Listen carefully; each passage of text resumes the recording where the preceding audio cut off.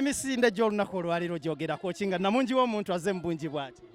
Tweyanza Katonda olw'ekisa kye ky'agommonnomodde ku Buganda n'ensi yaffe.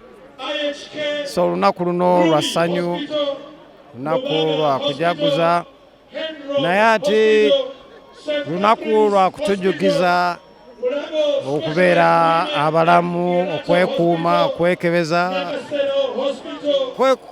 kwerabirira mu ngeri zaffe zonna nga tugezaako okudduka n'okukola doyiro.